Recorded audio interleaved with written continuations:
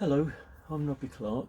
I'm making this follow-up video to the one I made recently on the planer gauge that I purchased a short time ago. I need to make an apology first to Tom Lipton because I stated that it was he that mentioned the angle here on the planer gauge was 27 degrees. It was actually another video I'd watched on the planer gauge by Stan of Barzi Industrial. He did a few videos on the planer gauge, and I think he found the 27-degree angle here rather unusual, and he didn't give any explanation to this himself, but there were some explanations given in comments which I must admit I didn't really grasp the meaning of these, not really being a sort of a trained engineer. So if there's anyone out there that knows the reasoning for this and could give an explanation more in layman's terms, I'd be very, very interested to know the answer. I did go back to the planer gauge and have a look at it again and remeasured the angle here, because I said that the angle on this one was 25 degrees, 65 and 90 degrees.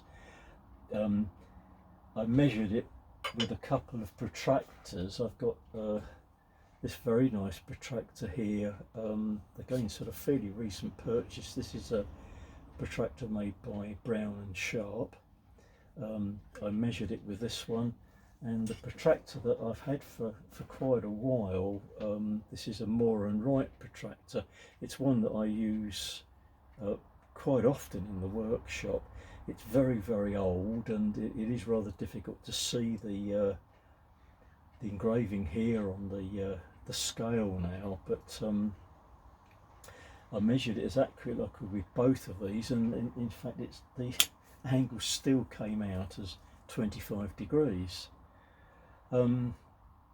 So I'm still really none the wiser, even given that's the angle. The device still seems to work really well. Now going back to the other video I mentioned by David Ticehurst, he mentioned a very good use for the planer gauges as a replacement for slip gauges. I mean, I don't own a set of slip gauges, and because of the very high cost of these, very unlikely they'll ever be able to afford to buy them. So his suggestion was using the planer gauge with the micrometer and setting the measurement you require against any of these surfaces here, and then adjusting the scriber, which we perhaps use with slip gauges, to set a height for marking out material. So once that's set, then you can then scribe the material very accurately. The scriber here is one that I made in my workshop here, a project I made a few years back, and I do use it, but it's something where I've always found it very, very difficult to set the height here accurately. I mean, it does have a ruler inset into here, but that's not really accurate enough for a lot of the work I'm doing.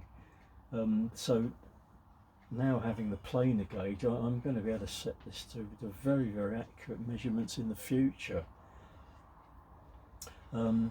Another use for the planer gauge that David mentioned was because this has very accurately made angles. You've got a very accurate 90-degree angle here.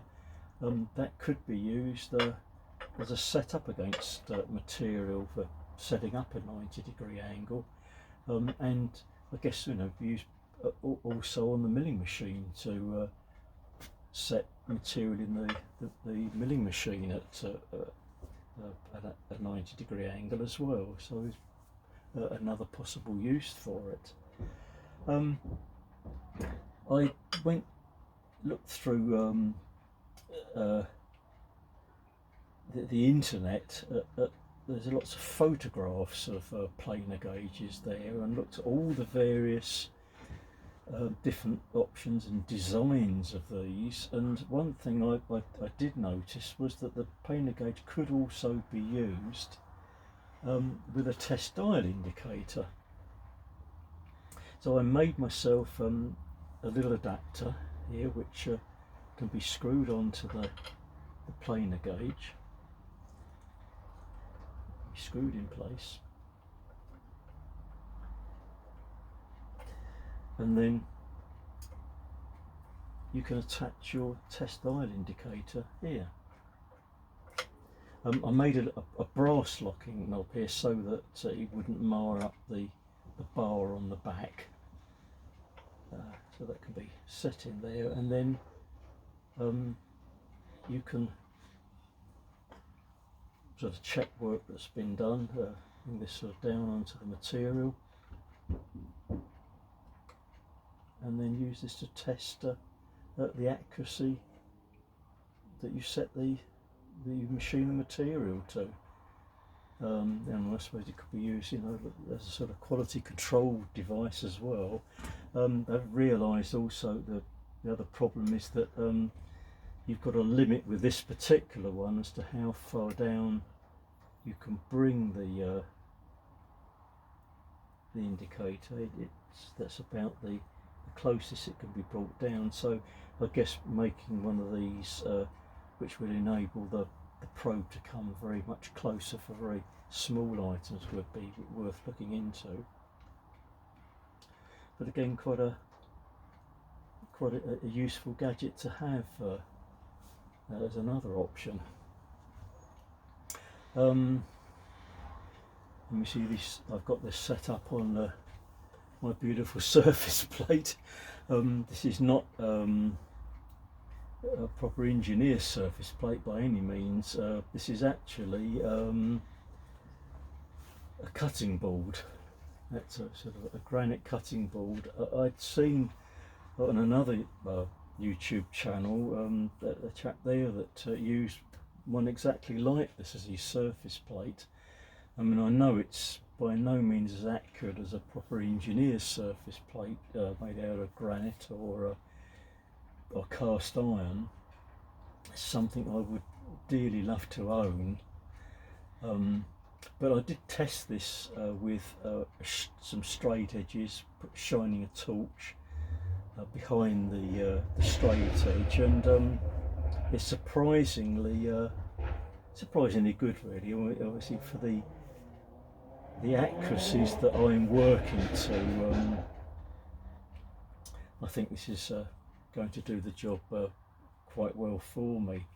I keep looking on eBay to try and find a proper surface plate, but for one, that they tend to be very, very expensive, and because of the weight of them, that the sellers usually want you to collect them, and some of them are just literally too far away from where I live. And sadly, because of illness, I'm not able to drive anymore, so I've got to rely on others to ferry me around in the car.